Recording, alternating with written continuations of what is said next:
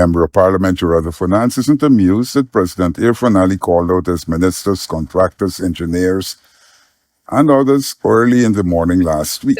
There's a lot being said as to where we are and where we should be going. But when you check the reality on the ground, I always say that it's far from what we expect. Far from what the headlines are saying. You go out there and you hear the ministers of government and so forth portray a lovely picture as this is what you should be seeing around the country, and they paint a lovely image for you. But then when the president has to call them in at 5:30 a.m. to parade them to us as being incompetent, then we understand that it's not just us. She said that the president is highlighting the incompetence of these people. Member of Parliament Amanzo Walton Desir described the forum as a show. We know that the larger contractors were not called. These were the smaller contractors that were called. We note as well that it really is disturbing to me as somebody who has managed and understands management that what we saw there could be construed as management. It was an admission of failure. It was an admission of incompetence. And I think it was intended to be showmanship and to sort of signal to the population that, well, yes, we are behind them.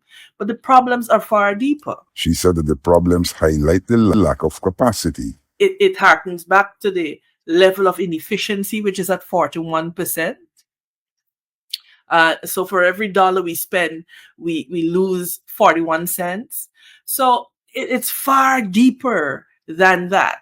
Now, am I saying that they're not errant contractors? Of course they are. But the ones that are errant in the hundreds of millions of dollars were not there being shouted down on. She said that there is need to invest in Guyana's human capital. I am big on respect and I didn't like what I saw. Ms. Fernandes said that as a member of Public Accounts Committee, one of the things people hear is that the PPP ministers attempting to portray that the problems were created by the coalition government. Oh, this went wrong during the coalition tenure, but they have fixed it and it is going perfect now. So, and to not then compare those comments and even that of the permanent secretaries and the REOs and so forth that comes before the Public Accounts Committee and say, well, the system that they have now is better. The system that they have now is better. And then to put those comments side by side with what we saw there at 5:30 in the morning, it begs the question as to what really is going on. She said that Guyana is aware that when it comes to contractors being behind on projects, the meeting summoned by President Ali isn't even a part of the picture. Ali himself asked at some point, this is all the people that are behind, because he knows that that's not the case. He knows that if you go into the various regions, you will find persons, contractors that are behind. But, foreign investigations must be had, because we are living in the country right now that you're seeing millionaire, and I dare say also billionaire engineers overnight. There are incompetent contractors, she said.